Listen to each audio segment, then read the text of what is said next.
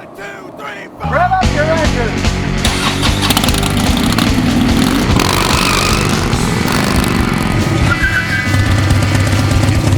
It's time for ScottyKilmer.com.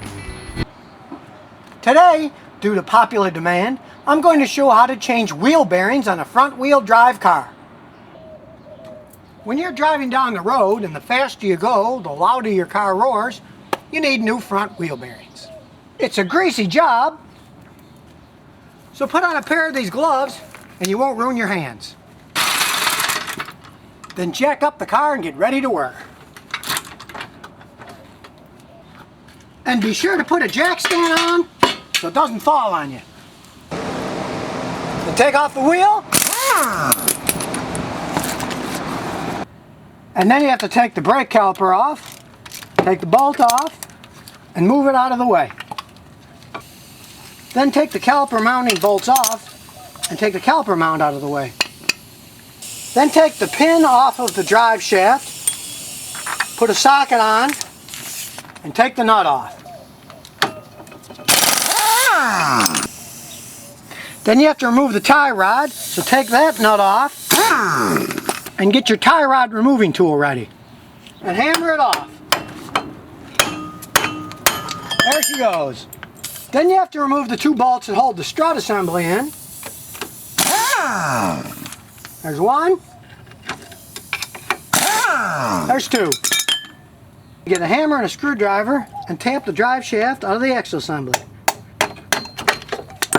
There it goes. Then the last step to take off the axle is to remove the nut on the lower ball joint and remove that too. And just pull the whole thing off. Now here comes the hard part. The wheel bearing is hiding inside here. As a professional mechanic, I have a giant set of tools to pull it out. They cost over $1,000, so you might just take this to a machine shop and have them press the old bearing or the new one in. But here's how my tool works. The SIR toolkit comes with this anvil, and you put the whole axle assembly on top of it. Then you put a socket in the hole and hammer it out. There, we got some of it off now. Then you get a pair of snap ring pliers, put the snap ring pliers on the ring, and take the ring out. Now to get the actual bearing out, the tool is inserted into the axle assembly. You put a wrench on each end, and it forces it out. Yep.